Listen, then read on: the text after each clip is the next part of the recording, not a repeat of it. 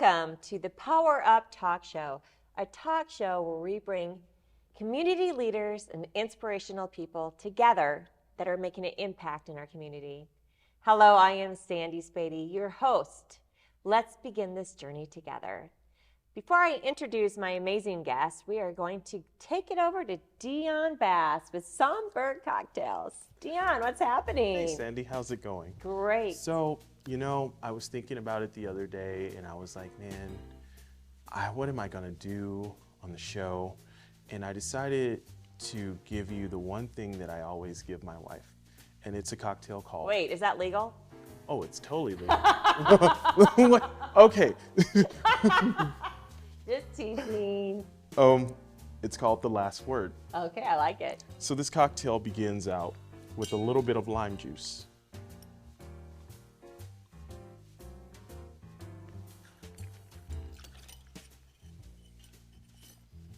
And then we move on to our Luxardo Maraschino Cherry Liqueur. Now, this isn't the traditional version because I don't use green chartreuse, I use yellow chartreuse. It's a little bit softer, and I use a little less maraschino cherry liqueur than what's the norm. Our next ingredient is going to be our yellow chartreuse. Now, this is made by two monks who live completely separate so that no one ever truly has the recipe other than they. That's a great story. And our last ingredient is going to be something from a hometown hero, Zach Schrimmel. I have a quick question real fast. Go ahead. So with two monks that usually take the silence, they don't talk to each other, how do they communicate? They don't. They make they both make half of the recipe, and then the blender blends it together. That's pretty cool. So they never speak a word to each other. As a matter of fact, I think the monks they take a vow of silence. Yes. So yeah, they never speak. Oh, nice. Thank you. I like that. And our last ingredient is going to be our Brickway Gin. So this is made right here in Omaha, Nebraska.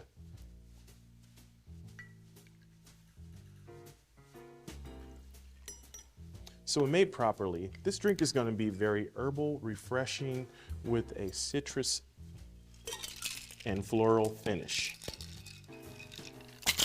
Little taste.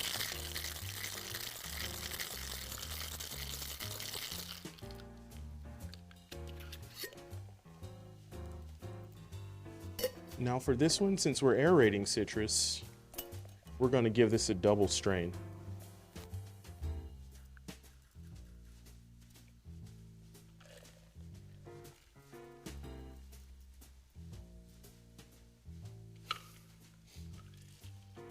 And there we have it, ladies and gentlemen, our last word.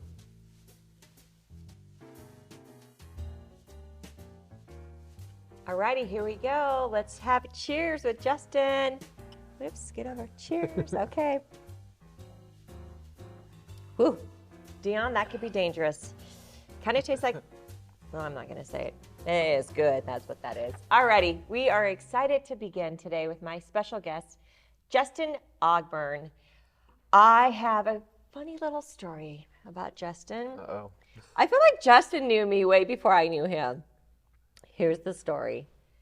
I was getting voice messages on my cell phone from this guy named Justin. And I was like, who's Justin? And being in sales my entire life, I'm like, okay, I like his spirit. He doesn't give up. So I called you back and you said what you were doing with the talk show. And that talk show is called The Midwest Will Move You. And I said, you know what? I like his spunk. I'm going to meet with him. And so we met for coffee. And then I was on his talk show. Justin, hello again. So nice to see you. You too? So much greatness is happening. Okay, besides the fact that he was in the Navy service, right? In 21 submarines, years. 21 years. So if that doesn't want you to use him for purchasing of your home, hello. He saved us. He supports our company. Our country, sorry. Bad drink did me in.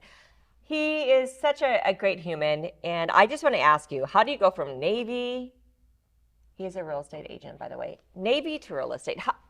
How does that happen, Justin? So I was sitting there, like probably my last year in, and my wife pretty much told me I had to retire because she was still here, I was moving around the Navy, And I went over years without seeing my then he was 3-year-old, my youngest son. So she's like, you gotta get out. So I'm like, what am I gonna do when I get out? And I majored in nuclear engineering. I had my master's in mechanical, but I didn't want to work for anybody. I was over that. So I was sitting there and like I have all these rental properties. I wanted to consolidate them here. I was like, I'll manage them myself, and if I'm gonna do that, I'll manage other people's. But in order to do that, you have to be a broker. In order to do that, you have to be a real estate agent for 2 years. So that's how I got here. And who's your real estate office? So Headley Realty. So our office is right out the main gate over at Offutt Air Force Base. Literally like 2 minutes from the gate there. Now my question after that is, how did you meet your wife? Was she here in this area, and that's how? She was. Yes. So I was stationed here twice at Stratcom, and the first time I was here, I met her. We had about 4 first dates, and then finally we stuck, and now we've been married for 8 years. 8 years. So she followed me to Washington when I went there, and then came back here the second time, and we got married when we got back here. And you have 3 children? 4 now. Wow. So I got 3 boys and the daughter. So she's 7 months old. And what's the age difference? Yeah, so my oldest, he'll be 18 in March. And I got, so 2 in high school, he'll be going to college next year. And then Grayson, my youngest son, he's 5. He's at Prairie Queen Elementary. He thought it was Dairy Queen. So that's how you got him. I he love was it. super excited, and I had to burst his bubble. Yeah. And then you have your newbie. And then the newbie, my baby girl, she's my Lenny Pie, is what I call her. Her name is Lennon. So I love it. I love it that you just go for it. Now tell me okay, so he has this amazing show. It's called The Midwest Will Move You. What made you, okay, we heard of all his amazing talents. He's a very smart, intelligent person, okay? And then he ventures off and he does this amazing, fun talk show called The Midwest Will Move You. And that's how I got blessed. We met for coffee, and then I said, yes, I'm going to do this talk show with you. You're fun, right? And so we started the talk show. And what's so great about this talk show, it's not just a talk show. I mentioned that I want to bring sexy back to sales, and then he inverted in the talk show, Justin Timberland, sexy back. It was like so great.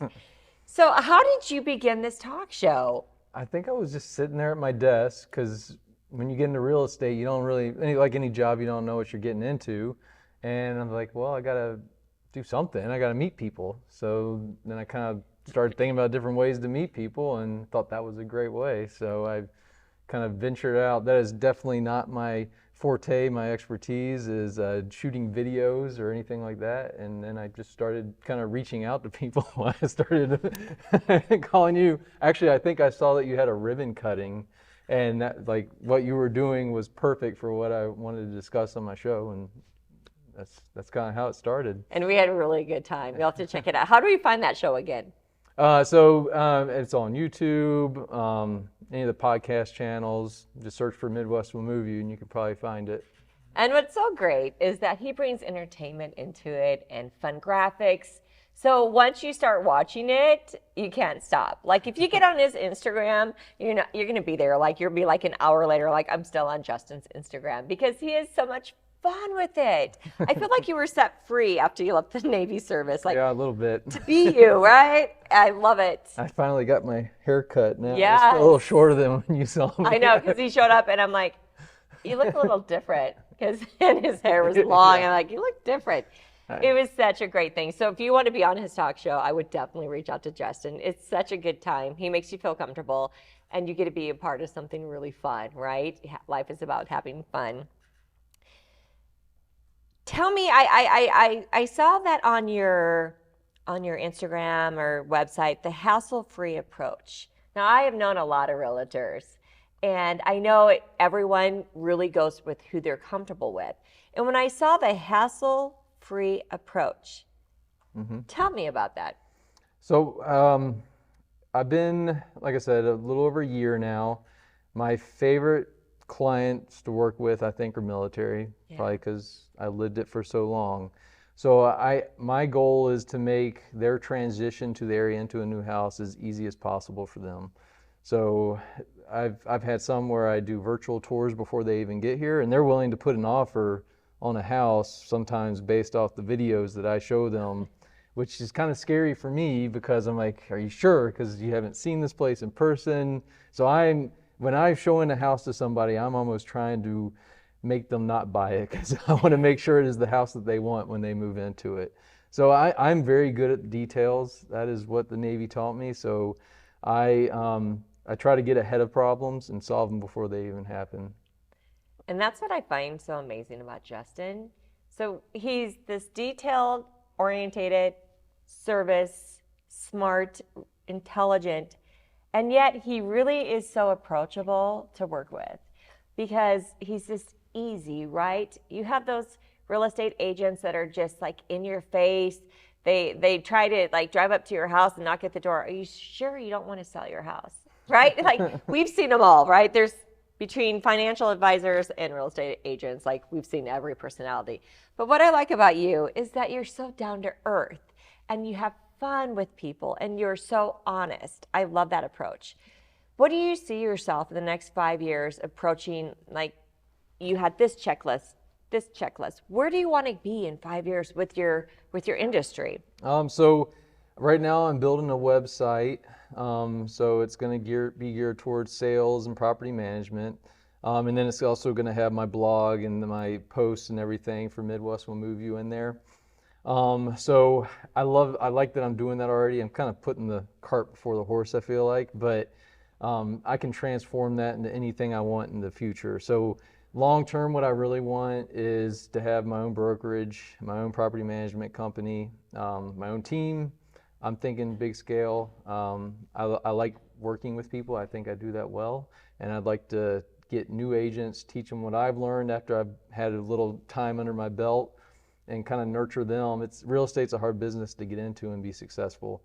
I think it's about 1 out of 4 will make it through their first year typically. Wow. So I want to build strong relationships with some of those agents and kind of help them thrive. As you're recruiting for your new agents, I love that you have a vision and you pretty much already have all the steps to get there. That's awesome. What is your ideal when you're out there recruiting for these agents? Agents, listen. If you're recruiting for your future team, what is it that you look for? I like innovation. I like people who think outside the box. And I think that in real estate, any industry really, that's like necessity. The market's always going to change. The industry's always going to change. So you got to come up with new ways. That like for me, my biggest job, I feel like I could be the best realtor in the world, but if I'm not generating clients somehow, I'm not going to succeed. So for me, like I've got my sphere. I'm trying to get people in my sphere. Once I get them in my sphere with my service is good, my relationships are strong, like they'll stay in my sphere, but I got to get people in the sphere. So that's what I'm working on. That's my next question now. How do you get them in your sphere? That's a good question. How do we do that? That's what I'm working on. Yes. I mean, and for me, that's completely different. Like I said, completely different. I do math and numbers usually, engineering stuff. So this is completely something I've never done. So I've literally just been trying to figure out all this stuff out on my own.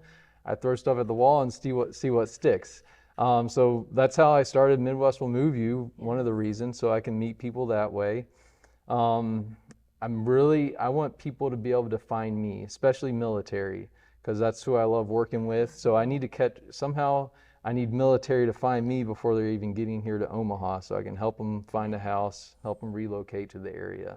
Only because you've lived it, right? You've lived it, you had to do it, and it wasn't probably that great, right? It's hard, right? You don't know the city. It's definitely something I think somebody in the military can appreciate and understand what you're going through when you have to relocate every 3 years or however often it is, you know. It's tough on the family, the wife and the kids. It's not easy. And usually they're just looking for not necessarily a perfect house, but a house that will meet their needs for the time they're at that duty station. And I love talking to the military too, because I think if they do it right, real estate is a great investment that they can have long term. When they get out, say they just use their VA loans, buying more properties as they relocate, you get out, you have 4 or 5 houses. If you say you did like a full 20-year career, and that's a good, rental income, passive income that you have coming in every single month. So. That's called retirement. Retirement, right? I love that. And you're talking about retiring too. I mean, if you do 20 years and join, early 20s, you're talking about being early 40s and you're retired, That's very smart. I love that. Speaking of the military, and I think I connected you with Jay Morales with the 50-mile march. Tell me your experience. This was the first year, correct? Yeah.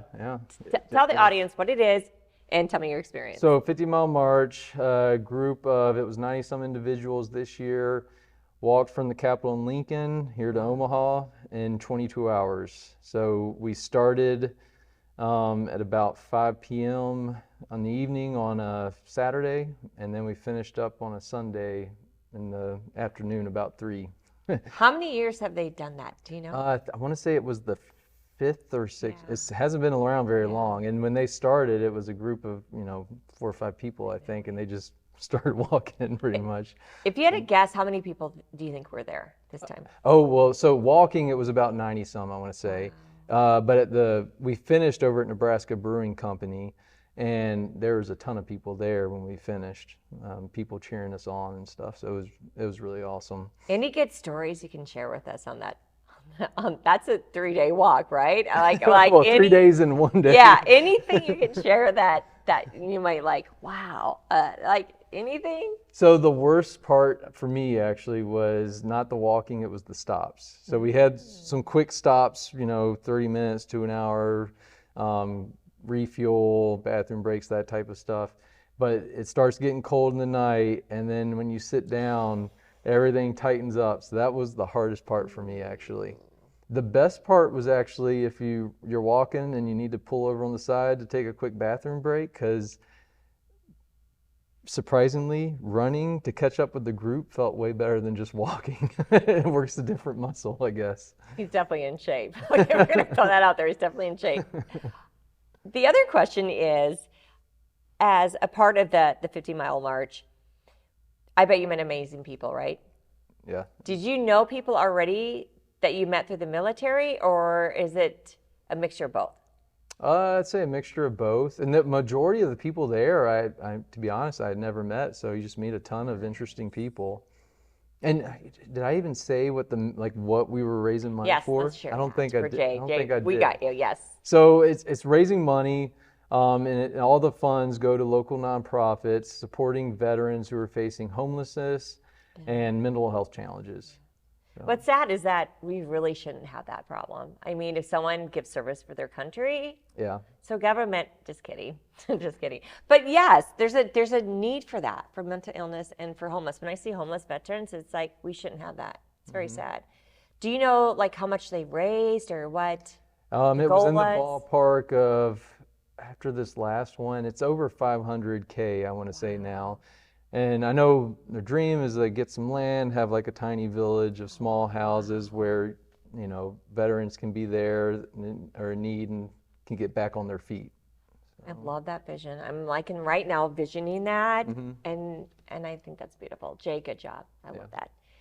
On to what's up your sleeve. Okay, we talked about your goals for your real estate. How about your personal goals? Like what do you find? I feel like you might have a show here on this station. Like tell us like what do you have? Like what do you feel like, ooh, yes. Personal goals? Yes. Huh? So outside of real estate. Yes. So I'd say trying to keep up with my kids. So I can tell my oldest 18, then my youngest, there's such a difference. Like it was so easy when I was younger, and now it is not so easy. But I can honestly say I should not have any more because my wife made me have the vasectomy on Friday. So that's the last, folks. Yeah, so no more kids for us. Is there anything that you miss about the military? I mean, it was 20 years of your life, right? You make such great connections. And my question that made me think of this, Do you stay with the same group of people, or is it Oh always no. different? Yeah, it's always Wow. changing.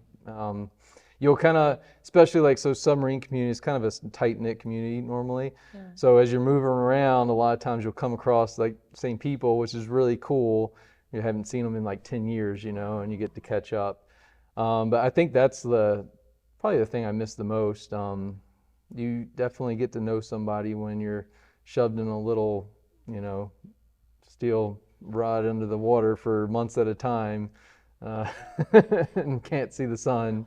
So And my question now, as I'm thinking of this, what made you pick that? Like the Navy, like you could be in the air with airplanes or on the yeah, ground, like that's. I feel like it's a calling. Not everyone can be in a submarine. actually the only probably if it hadn't been because my mom, she was an assistant teacher, and her student was her okay. So her student, the dad of that student was the Navy recruiter in town. So he saw me. He's like, "Oh, well, you should join the Navy." And I started looking into it, and saw dollar signs. Goes, "Oh, you go to the nuclear pipeline, you make all this money." And it's like, "All right, let's do it." And I got lucky. I applied for a program called Stay 21 after getting in. So with that program, they sent me to college for 3 years. Did nuclear engineering during that time, and then later on they sent me to get my master's too. So Navy treated me pretty well. My next question is: you have all this great, right? Nuclear. I don't know. I don't even know if Yeah. I'm saying it right, but I know it's a big deal. Why did you not go into that? I think my whole thing was I like even in the Navy, like as much as I liked it sometimes, I always knew I'd be working for somebody, and I was I wanted to do my own thing, Yeah. and not have to report to anybody ever again. Yeah. And it didn't matter how far up I worked, I would always have a boss somewhere. So now I'm in real estate and I have 50 bosses at once. But it's still your own little piece of pie, right? Yeah, exactly. Now I got another funny story. When you said recruiter, right? The recruiter. Uh-huh. So I have a twin brother, and growing up in O'Neill, Nebraska, it's a small town. My twin brother went to reserve for National Guard, and I remember the evening that recruiter came to our table, to my parents' table, and they're like, "You have a twin sister? Bring her on in." They had me sit down, and that recruiter tried to recruit me. No, it's never going to happen. Me, no. But he was good. He was good. And it's funny because in high school, they tell you, like, I have this. And maybe 1 second I thought about it. Never going to happen. But you're right. Like a great recruiter. It's that's what got you into that 20 years. Yeah. It's interesting. I'm glad I said no. All right. So what's the next thing as far as your real estate? So I hear you management for companies. Like, is it apartment complexes? Mainly single family residents. Again, like military, a lot of our clients are military, so they relocated the area and they hold on to that house. A lot of people now want to hold on to their houses longer because they've got a great interest rate and you can't beat that. So we take care of the property, look over it when they're gone, and I find good tenants, put them in the house, try to keep them in there as long as I can, and then replace with the new tenant once they leave. So. Okay, now my next question is, how do you find a good tenant, right? Like that's like a never-ending job, I have a feeling, because you said you keep them, right? Yeah, what do you look for? So there's always risk with rental properties. I can't guarantee that I'm going to get the best renter in there, but I do my best job to do that. So I do my best to mitigate risk. We do all the standard checks on a person: credit, rental history, background checks, and that's really the best you can do.